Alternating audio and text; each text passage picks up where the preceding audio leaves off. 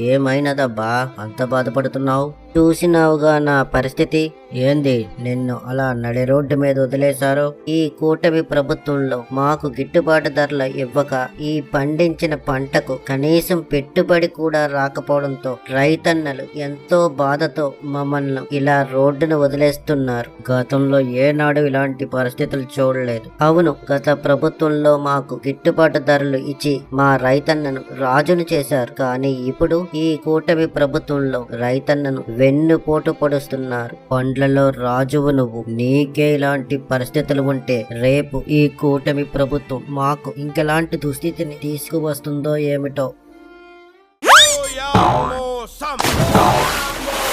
Oh, yeah,